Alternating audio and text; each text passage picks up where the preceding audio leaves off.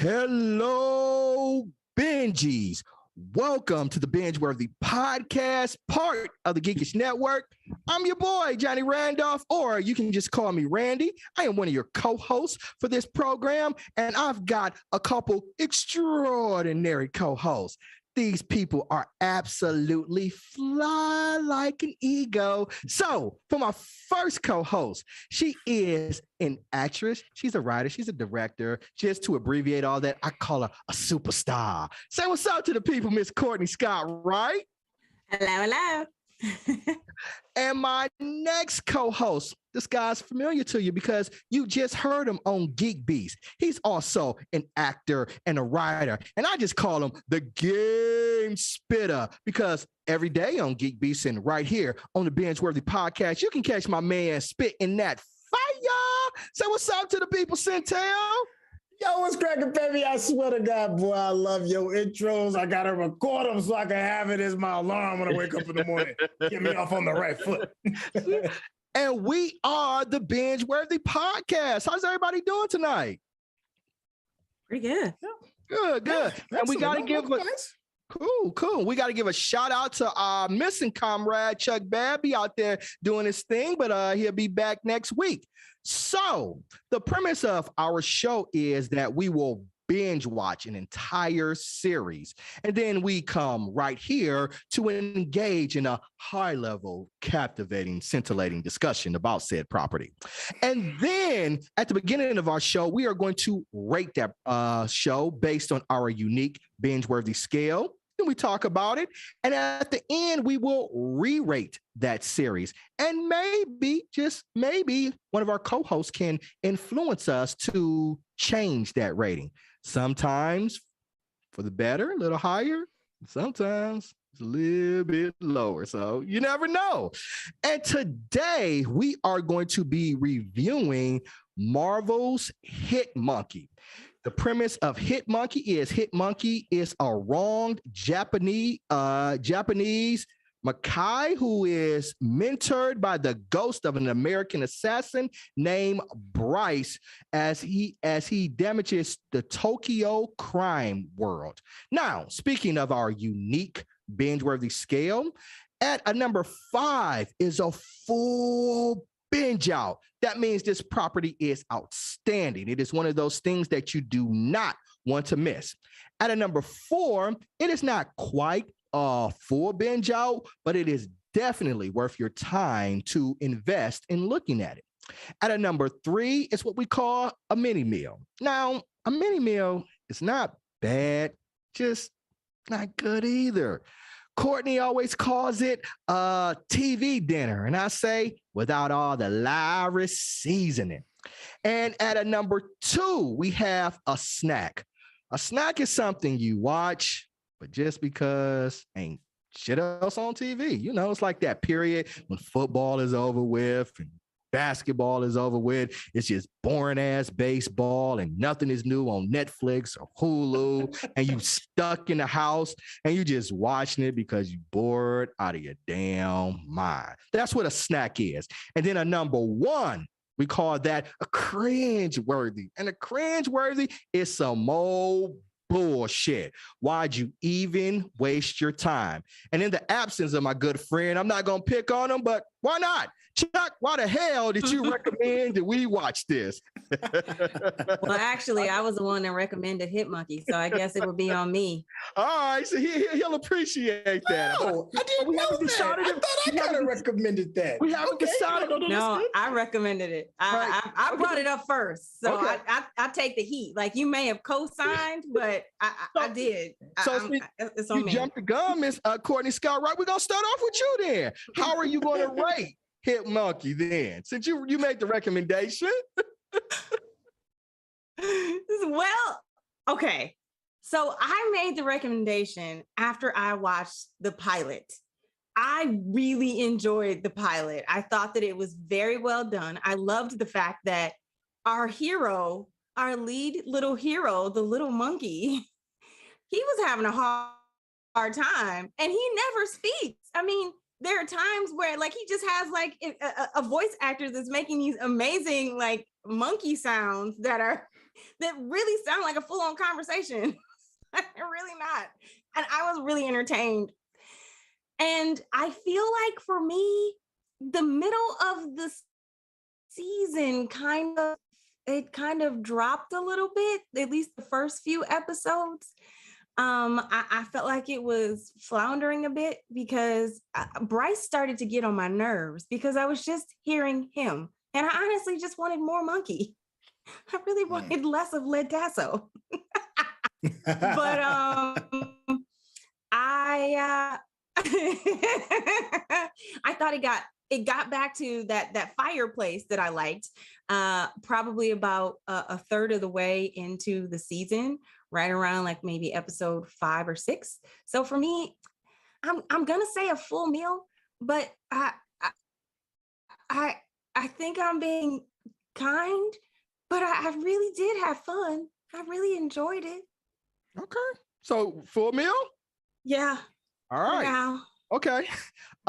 In his absence, Chuck, he gave it a mini meal. So he gave it a mini meal. And I'll jump right in here and let you back clean up, Centel. So for me, I wasn't familiar with the source material of this at all. And it had the name Hitmonkey. So immediately to me, I was thinking like what am I thinking? Like Caesar from Planet of the Apes, right? Or like Gorilla Grodd. Like I was thinking a highly evolved, sophisticated monkey that can perpetuate these sort of human characteristics. And when I watched it, it was like, nah, he's just a monkey, right?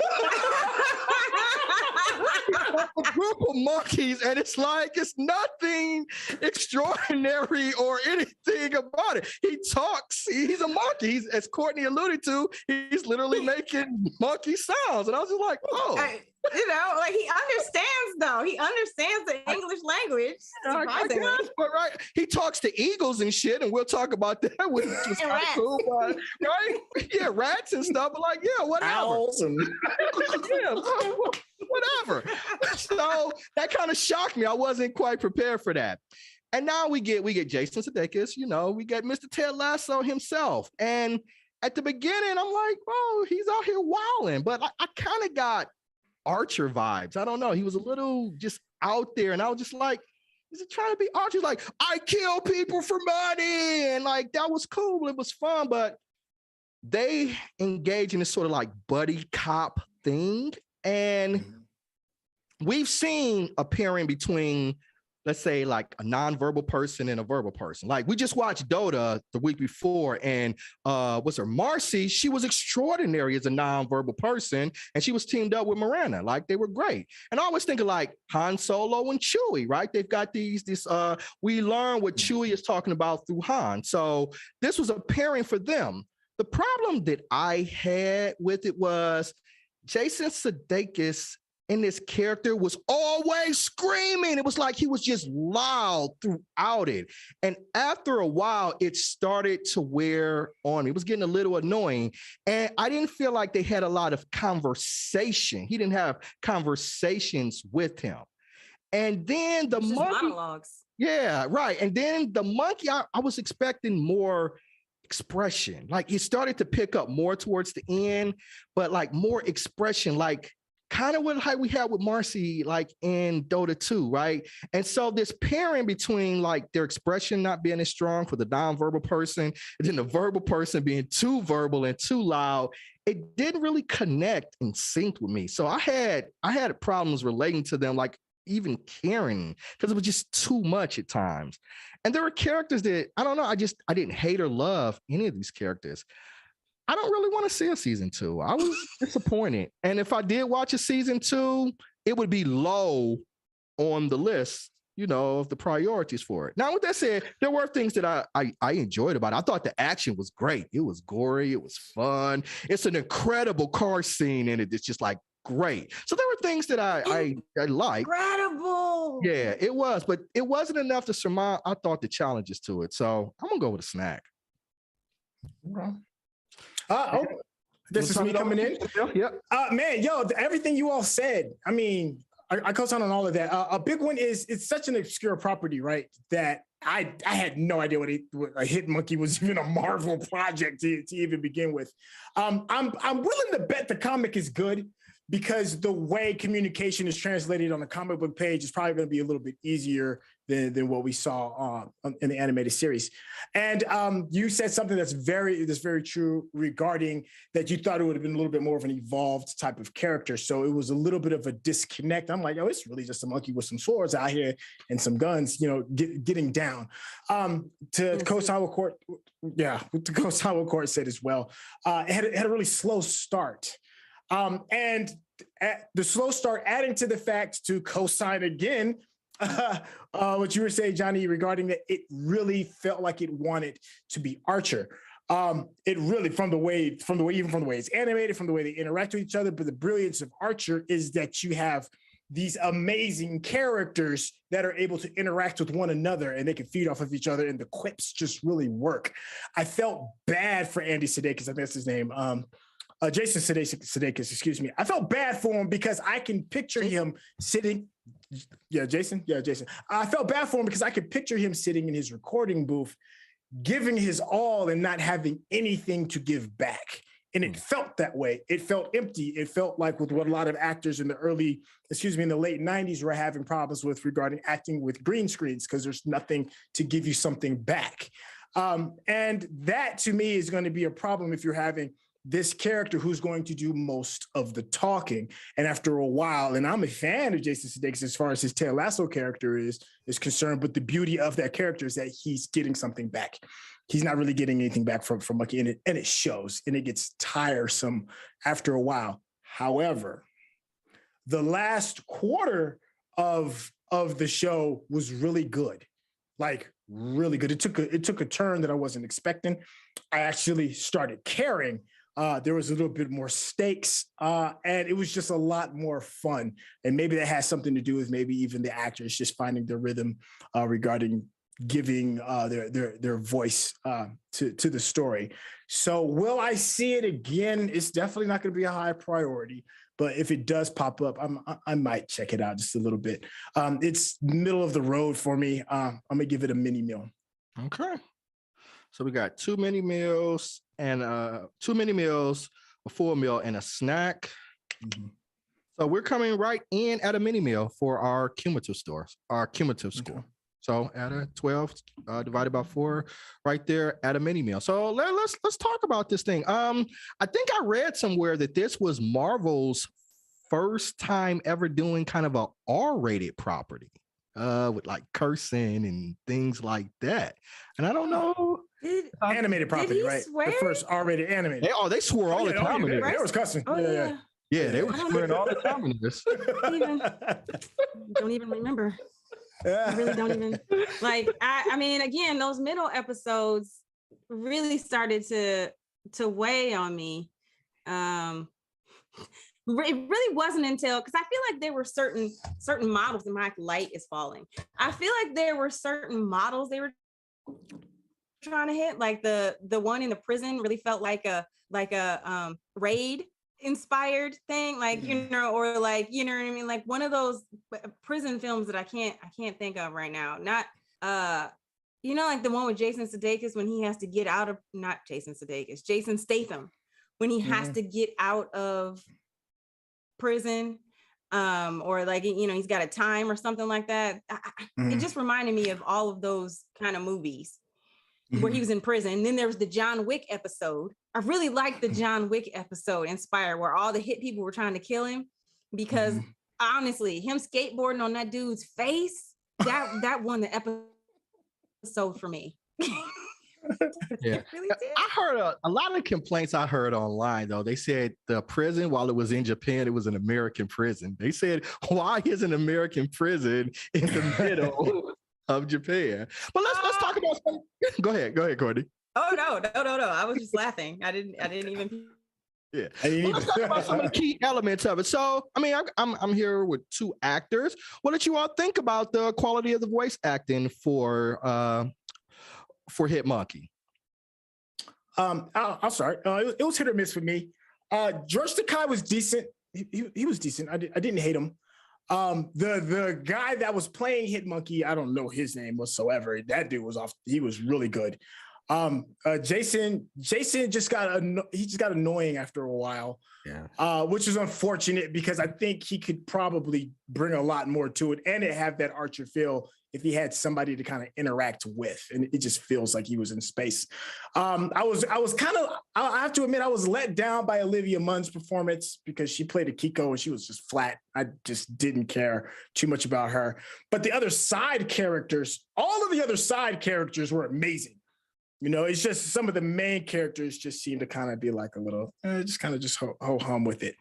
So yeah. So I give it, on like a C plus. It has some areas it could have picked up on. Okay. How about you, Courtney? How'd you feel about the quality of the casting for Hit Monkey?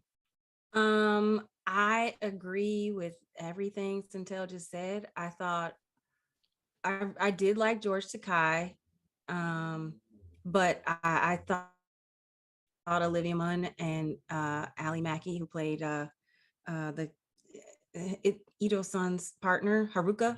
Haruka, she was a little bit better than Akiko, but Olivia Munn, but really I didn't really have much interest in them, and I really like Ali Mackey. She was in Toy Story 4. She played Giggle, the little cop, the little cop in Toy Story.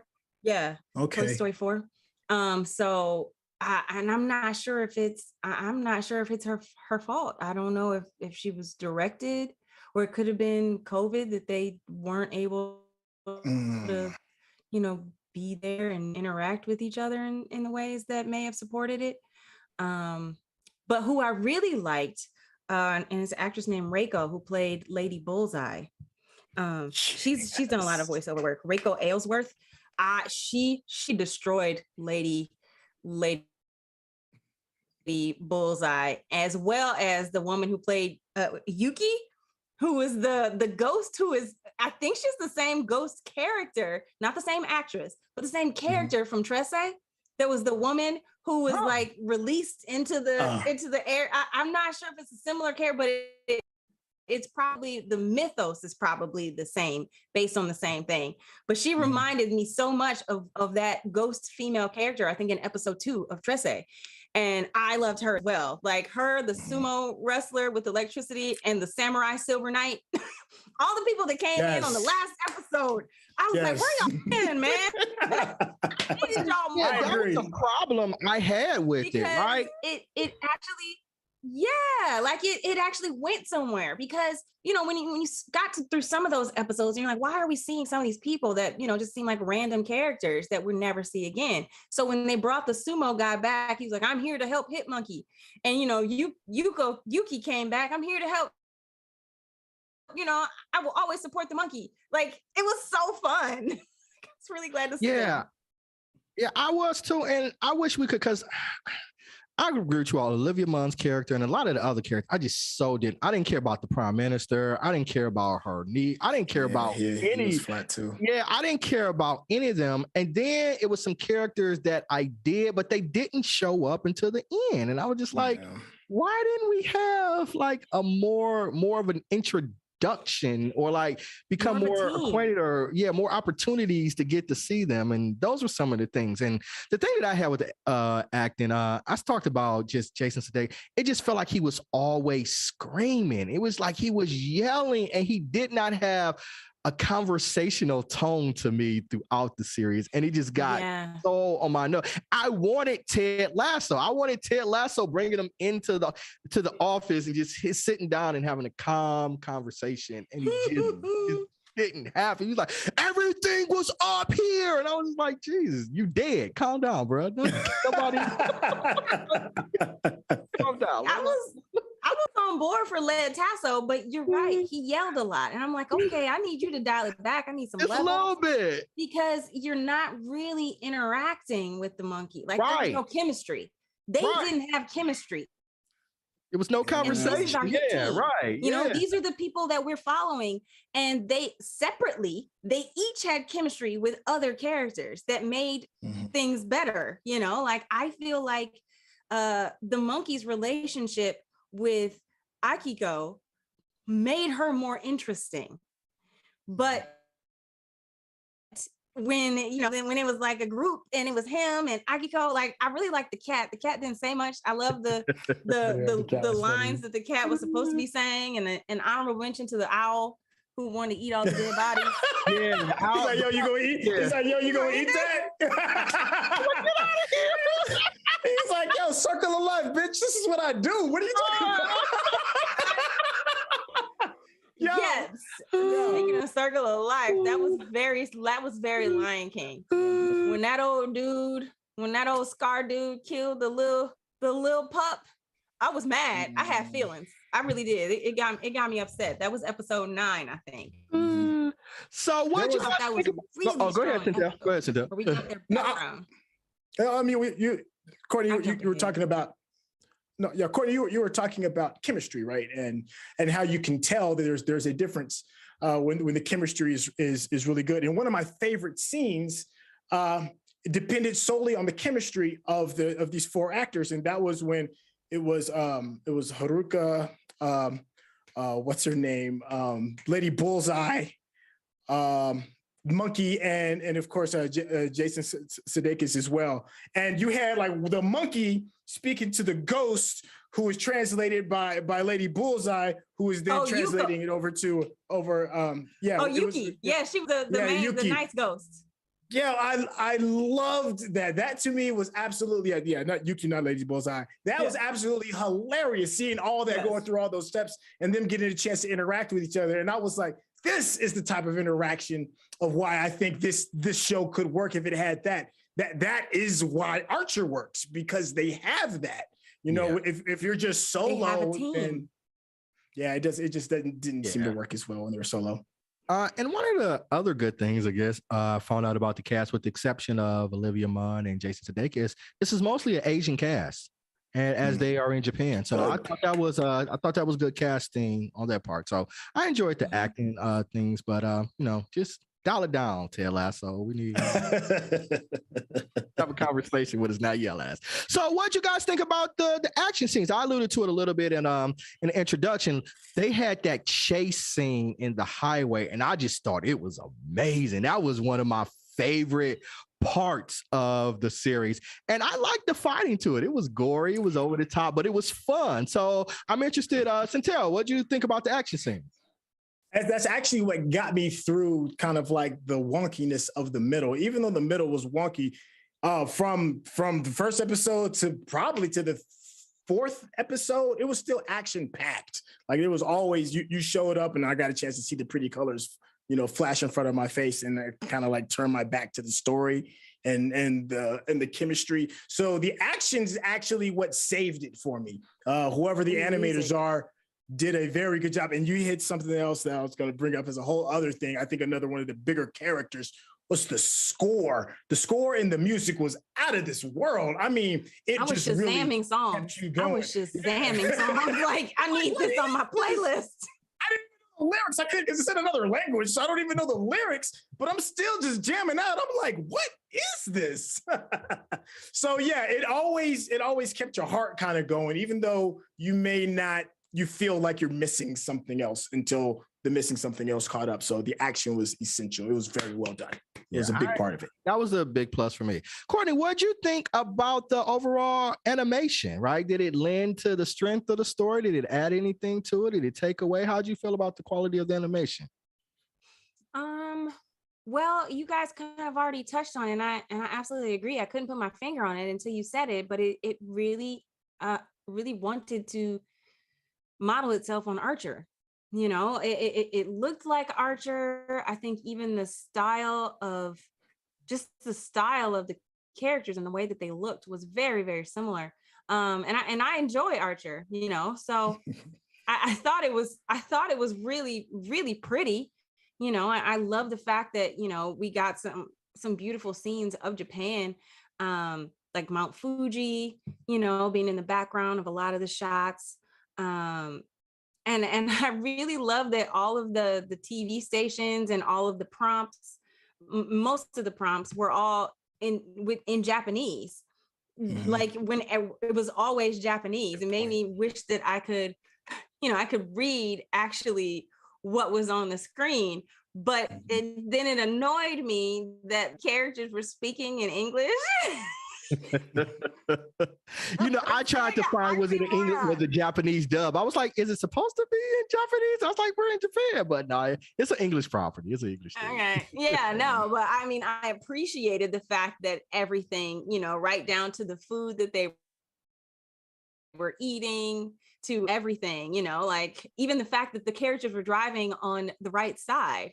Like I just like, because there's one scene where the guy who's the YouTuber, and I mentioned him already, the dude he skateboarded on his face, he was on the right side, and Ted Lasso or Bryce jumps in and he's sitting on the left side, and I was like, oh, I just thought that was really a cute detail. Okay.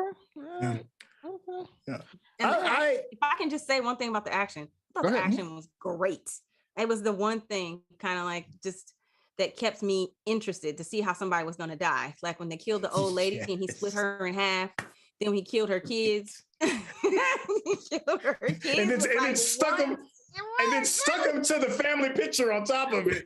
Like brother to brother, face to face. I was like, dang, that's gnarly. Yeah. I thought the animation was an interesting choice because we're starting to become like, really full-time connoisseurs of just the platform of animation, be it American animation and anime. We're starting to see things, right? Like you can start seeing things a little bit more clearly. And it felt like American animation.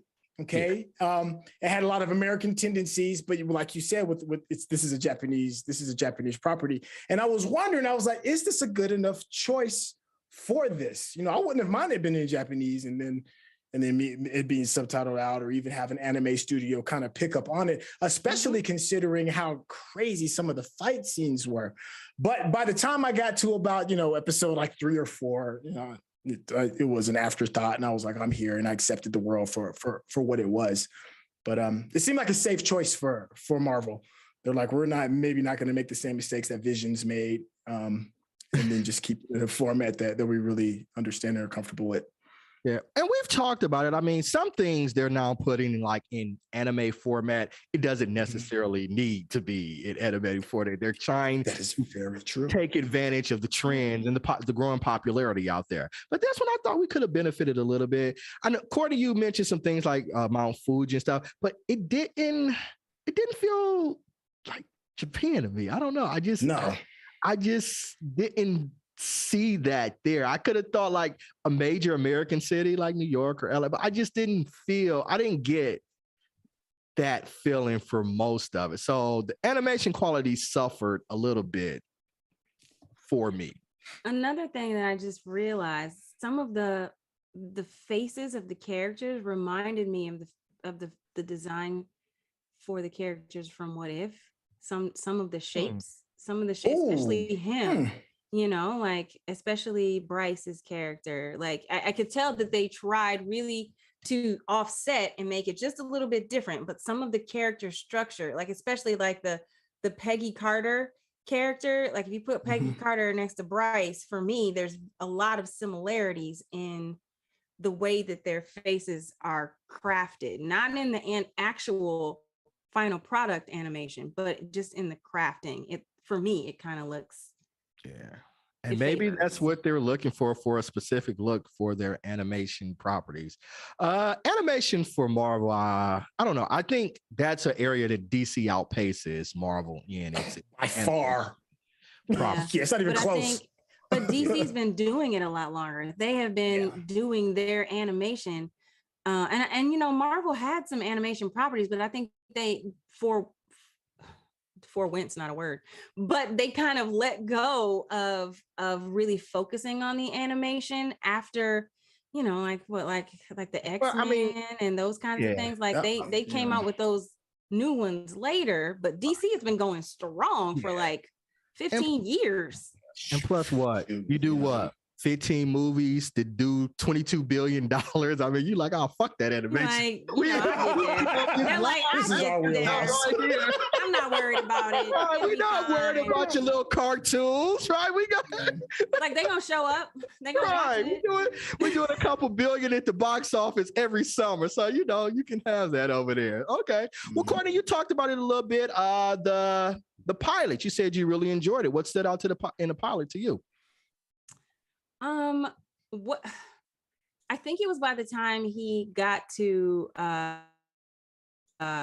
well, first of all, the beginning reminded me of like Jason Bourne, him, the way he was going around setting up and preparing for his first kill, which was of the prime minister candidate, you know, and then his escape and then him ending up out in the snow. I really like the monkeys. Honestly, the whole team, the whole family, you know, and the little monkey being mad, like, this dude is terrible. We need to kick him out. Like, and he was so right. He's like, we need to get rid of this dude. And nobody was listening to him. Nobody was taking him seriously. And so when he came back and he was the only one to like really defend the home, that was the first time I'd ever really seen Animal kind of come with it, you know, figure out how to pick up a gun and just start like slaying people. I really was entertained by that. Mostly the monkey scenes, like when he got in the snow. I'm sorry, but when they killed the whole tribe of monkeys, it did nothing for me. I was just like, I felt bad. I agree. But then again, okay. I didn't know what this was supposed to be. I didn't know that this was supposed to be just a regular ass monkey that's adopted. So I was like, they killed the monkeys, right? Why? A regular ass monkey. Right. Oh my God, I love you. Regular. You just that's it. So tell man, I know you are smarter than the average monkey. I mean, come on, he's smarter. I mean, what is that skill? That gap is not that wide, right? But I mean, he was cool. He adopted, but a lot of some of the things that I read was it wasn't that he was a regular monkey. It's like in the comics, I guess he's in the mind of like Jason Sudeikis' character is in the mind of the monkey more. So that's what's giving him a lot of like the insights and things that he has. So it makes it a little different. And I hear that he's toned down a lot more in the comic, but I haven't read the comic. Centel, man, I know you always talk about like a villain, right? So we had a bunch of kind of villains and things like this.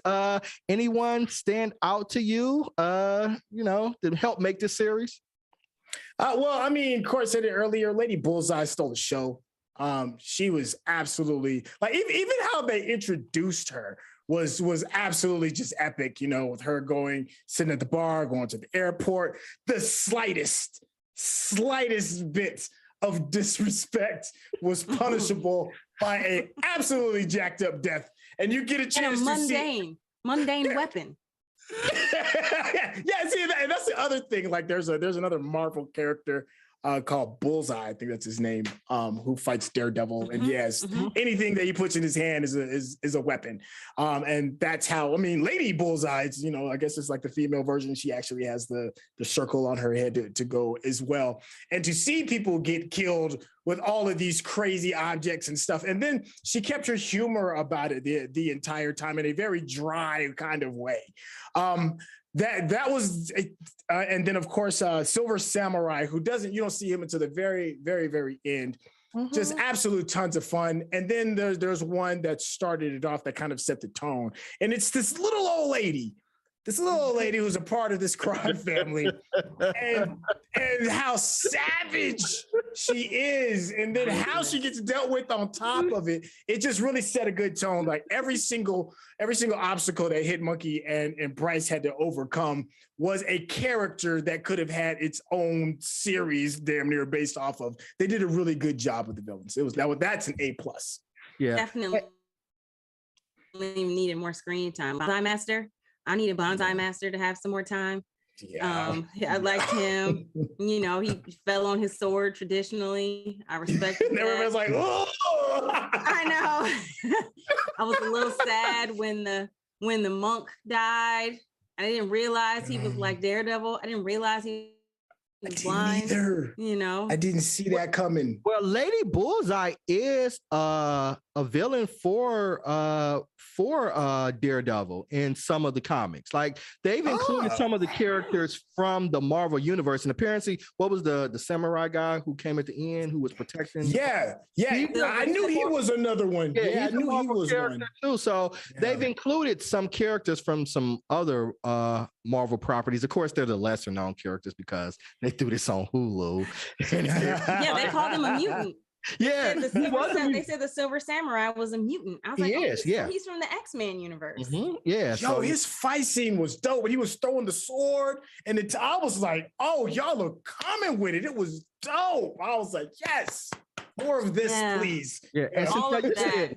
You said slight disrespect. The stewardess just asked her to put her tray on. That wasn't disrespect. She just killed that woman. No, but she touched her stuff. I think it was because she touched her stuff. She reached in. I'm not justifying it. But she reached. She didn't even. I'm gonna take this. Like really, like rudely. Like not bring the trash bag. Can you put this in here? Like now, no. I'm gonna take all your stuff because you done. Because I done told you. You know what I mean? Like, and you knew it irked her because she would just give like the smallest glance. It was just the smallest one. Like, I got you later. I'm gonna see you later. Oh my God. She killed about 5 people in one night. It was like it was the guy who was flirting with her, the stewardess, the restaurant, even the cab driver. The cab driver was on the phone. She killed him with his phone. And then the hotel concierge who told her, "I'm sorry, your room's not ready, but if you'd like to have a drink in the bar." Next thing you know, you see the concierge sitting there with the luggage. Right. And so killing all those people, it didn't impress me. I was like, damn, she's just killing regular people. But when she had that fight scene with the monk, I thought that was great. I was like, oh, she upped her game here. Okay, I see why he's really scared of her. And she got him to tell the monk to tell her that Jason Sudeikis' character, there's a ghost out there. And she put that together really quickly. She whooping the ghost. She was whooping the ghost. Yeah, man. She killed the tailor, like the Kingsman. Yeah, man. And Taylor was just making her a nice dress and she killed her. No, you shared the same space as him, monkey. You have to die. Yeah, she's like, no. I was happy that they got a chance to show the old wise man, the monk, show his hands because he was nice. He was like, "You really don't want this." Nice. I wanted more of him because we got him in the beginning telling them about the connection between the two, and then he just disappeared up into that scene. I was like, "Why didn't we get more?" I wanted him to like maybe be a leader or provide some guy. I wanted him almost a Mr. Miyagi. Splinter. I wanted him to be Master Splinter, Mr. Miyagi, something like that, and we didn't get that. I was actually disappointed in that.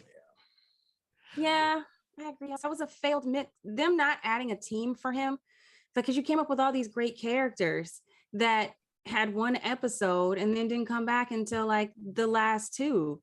And I thought that was really a disservice. Right. And I think that would have helped with the overall chemistry between the monkey and Jason Sudeikis' character. I think that would have helped them to have a team and you say to bounce those ideas off of and have somebody just to act against. I thought it would have added to that. Well, but what I heard was when they were creating this, it was right around the time that Marvel Animation Studios was merged into like Marvel's, the larger umbrella. So like they had plans to make more things. Like it was going to be a Howard the Duck series. It was going to be a bunch of things that were all going to exist in this universe. Then they decided to kill those and they just went with Hitmonkey because the Marvel people are probably like, we don't give a damn. Like we talked about, like we don't give a damn about animation. Like whatever.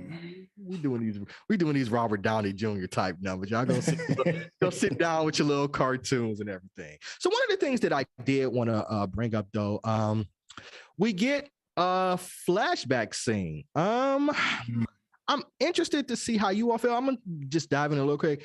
I think there's an over-reliance on flashback scenes. I think sometimes they take away from like the rhythm of the show to give us a flashback to make us almost sympathize with the characters. Like, why can't a character just be an asshole? Right? Why do we have to say that they had something dramatic going through their life? Like, because we know them. Like, we know a person, the brother's perfectly fine, the mother's perfectly fine. They're just a pure asshole, right? You can just be an asshole in your life. We don't have to get a backstory about like what made you into this. And then we can get an arc. Like, we can get an arc. You can be an asshole and then change throughout the course of the series. Like, but I don't need a backstory or whole episodes with backstories thing. I'm calling it the Baptist Tank thing, like it's the Bubba Fett thing, right?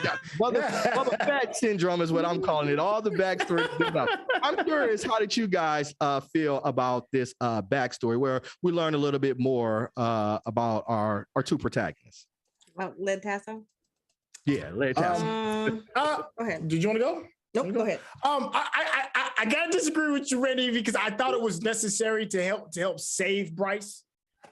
Because he was still kind of floundering, he was still screaming, and I didn't care about him as much. That happened, and it kind of grounded him a little bit. It also gave our actor Jason something to work with, and it showed. It wasn't as interesting as some of the previous other episodes. No, because it slowed the pace down some.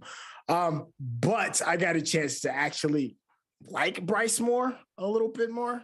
You know, if he would have maintained himself being an asshole, then we wouldn't have been able to get any arc. You know, we had to have a point, a justifiable reason for his character to have their arc, and that was like the fulcrum of his change was that story.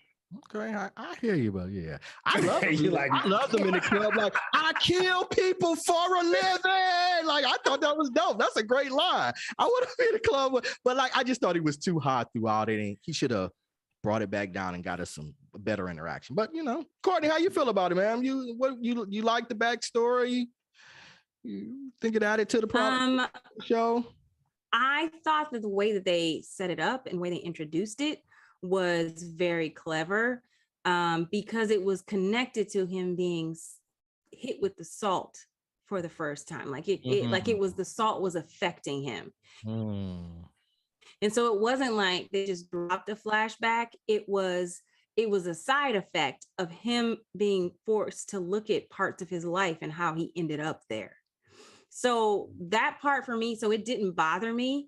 And it wasn't like we got 7 flashbacks like the BAFTA tank. Every episode was him in that daggone tank. You know what I'm saying? I wanted to blow it up by the end of the damn. So when that scene came, when old dude, when Christophin, whatever his name was, he came and yanked him out the BAFTA tank. And threw him across the room. I was like, yeah, please, get your ass out of here, chilling. Get out of here. So to see him, you know, like getting to see that aspect of it. I liked the flashback, the way it was crafted, like I said, but the flashback itself, it didn't really do me much good for, I was mad at him after the flashback. I was like, dude, what? It was self-defense. Like, what are you doing? You made a choice to leave your wife and child. No one was looking for you. Like, I mean, those police cars could have been anywhere.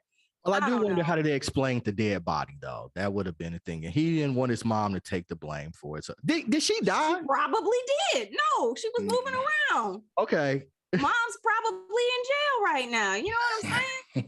Like, you just left mom with a dead body in the room. You don't even know if mom is dead. She was moving around. I could be you. I'm out. Exactly. Like, sorry about that.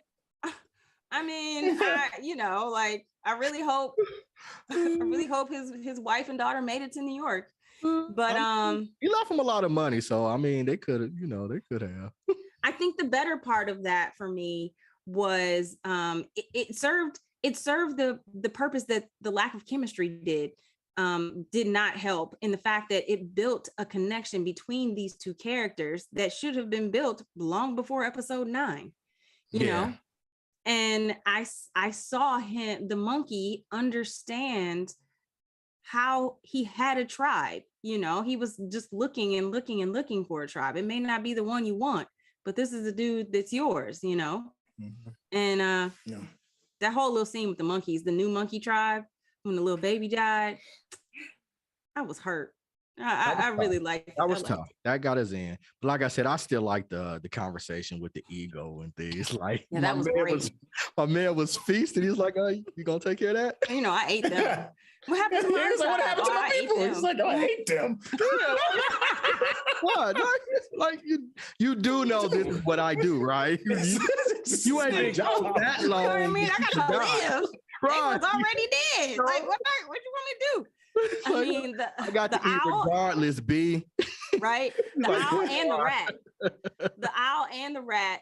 The rat that came back was like, sorry, man. Sorry, I bit you. But let me help you out. Let me get you out this prison. And he kept calling him Templeton. Do y'all remember Templeton from like it was a Disney movie. Oh God, I think it was The Rescuers. Was it The Rescuers? Okay, I thought it was for whatever reason. I thought it was like The Secret of the Nymph or something.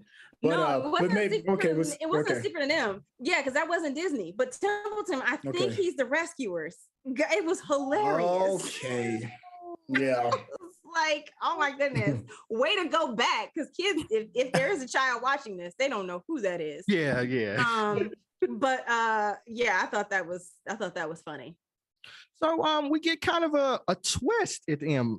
Well, you all already know we've already spoiled the hell out of this. So did you all see that the prime minister was kind of the person controlling or behind like all of the hits and things like that? Was that something on you guys' radar? Because it kind of shocked me. I guess I should have been looking for the twist, but I didn't see it. We were both wrong, Centel. Templeton is in Charlotte's Web. Oh, Charlotte's Web. Charlotte's Web. Rap. Okay. Yes. All right. I did not see that twist coming. To answer your question, Randy, I was surprised. Yeah, they got me. I also wasn't looking for it. Yeah, I agree with you on that. I don't know if I cared enough to look for it. I didn't. So when it happened, I didn't have that moment. It happened, and I was like, it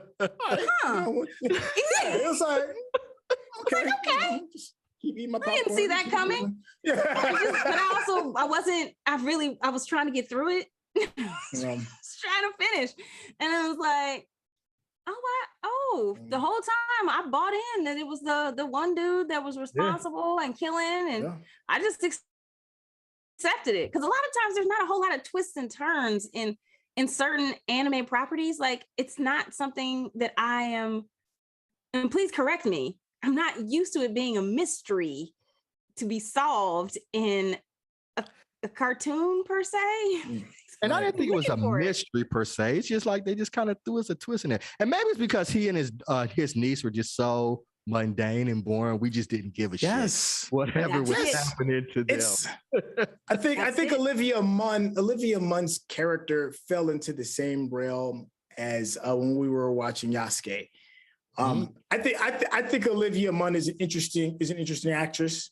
There's something like, I remember her G4 skits. Her G4 skits were hilarious. They're legendary. Like she has a comedic timing. She's really funny. But I got none of that with this. Just like, with Yasuke, I am a fan of the voice actor, Statham. Yeah, Keith. Keith Stanfield. Lakeith Stanfield. I'm a fan of Lakeith Stanfield. He's very interesting and fun to watch, but this voice acting just isn't their lane. At least not yet. Maybe later, but that's not yet. And I feel that way about Olivia. So every time her character came on, I'm like, boy, we are not gonna let Lakeith Stanfield off the hook. Every time we have a problem with voice acting, because he's better than this. Because he's better than this. It's coming from a place of hope and love. Yasuke like last year sometimes. We still because he can be better than that, man. We know he could be better than that. We know that. Olivia Munn is really I loved her in The Newsroom with Jeff Daniels. That character was so funny and so brilliant and bright and just enigmatic. And I loved every single time her character was on the screen. It was the best thing about that series. She was one of the best things about that series. Like I needed more of her and less of some of the other characters. And I just, the magic wasn't there, you know? And like, I think about Encanto. None of those people, none of those actors recorded anything together. They recorded everything separately. Everything was at home in their own studios because they did most of it during COVID. None of them even they never saw anything completed until they were all at the premiere. So for me to find out that people that have never laid eyes on each other can, and the directing team can get that out of them. And then I see something like this where someone is basically just reading their lines. Yes. It hurts my feelings. Yeah. And I don't want to say she just read her lines. I don't know that. It could have been something fell away in the editing bay. I don't know. All I know is there was no spark. Yeah. And we talked about it. Voice acting, it's a niche, man. And just because you're a talented actor or actress doesn't mean it necessarily translates over to animated properties. And then sometimes you got to wonder, like, when they're doing animated properties, do they really respect the property? It's like, oh, is it more of a cash grab? And it's like, let's just get this cash. And it's one of the things I always talked about, like even with like superhero movies and things like that. Do the directors and the actors respect the actual property that they're doing, or is it just a cash grab? So I think the environment is considerably different for somebody whose entire bag is just voice acting, and they don't really need anybody else. That's their wheelhouse. That's what they live in that zone. Whereas many of my fellow thespians, that's not our zone. You know, we have to have something to give something back, you know? So, and it just feels like you could just pick that up in the energy. Okay. All right. Well, guys, y'all got any other topics y'all want to bring up? Yeah. I think I like Marvel's willingness to take a chance on a property like this and put it on Hulu, because we see some other things regarding, especially in the Marvel universe, that is going to need to be adult themed in order for it to have legitimacy for us. Projects like Deadpool, projects like Punisher, Daredevil that's coming around. Like, we're going to need to have it at a more mature audience. And because it's not everything can be on Disney Plus, and those projects can't because of the namesake. They're actually coming. They're actually Punisher, Daredevil, Luke Cage, Iron Fist, and Jessica Jones. They're all coming to Disney Plus. See, now I don't know if I'm gonna be happy about that, because if they make it PG-13, I don't know. Like, you can't. It's hard. It's hard to have the Punisher. Jessica Jones is the hardest. 13. Yeah, I mean, especially because she's drinking and she's dealing with depression and all this other stuff and abuse. Like, how do you PG-13 that and then make it still kind of like hit the mark? But to get back to what I'm saying, I'm happy that they at least took something obscure, because it's relatively safe when it's obscure, right? You know, if it misses, nobody really cares. You know, you don't feel like you're doing a disservice to the fans. So they took Hitmonkey, threw it on Hulu, made it R-rated, and then took a chance to see what's going on. Because I do believe that if Marvel animation may not be their bag, it may not, but if they don't jump on the animation train, because the momentum is heading in that direction, if they don't jump on it soon and then like stake their claim, they are going to be beaten to the punch by people that are doing a lot better outside of just their big rival, which is DC. I'm talking about companies like Amazon. Invincible is an absolutely incredible rated R animation. It's incredible. And I need Disney to catch up. So I'm happy that they took the chance with this. Cool.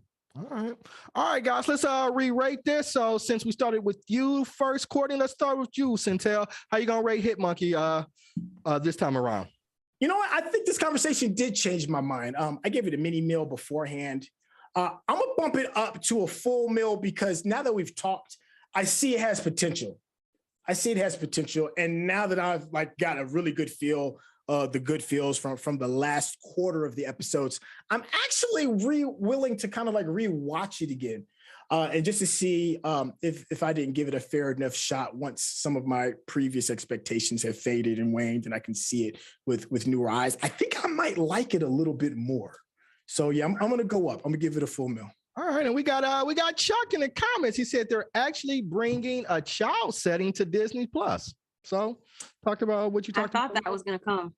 Yeah, a little earlier, so they're actually doing that. Interesting. Shouts out to you, fam. Okay, so Chantel, I'm not willing to go as far as bring it up to a full meal, but y'all conversation, we talked about some positive things, right? The action, some of the characters, things like that. It's convinced me that it's not snack. I'm gonna bring it up to a mini meal. I'm gonna change mine up to a mini meal.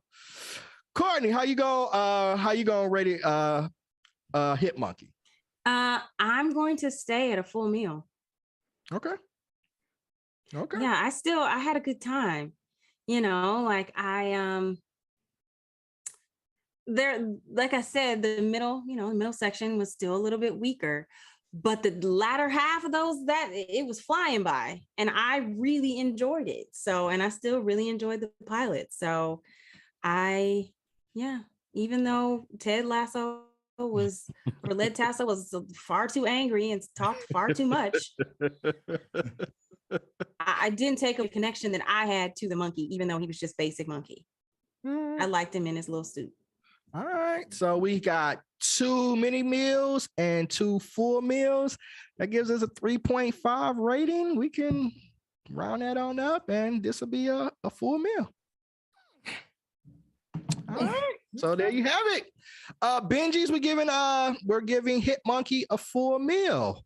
Courtney, you got anything to say before we head out, man? Nope. Good luck and good night. All right. Stay safe out there. I don't know what we're doing next week, but I don't know what we're doing next week either. So we're gonna have to talk about that.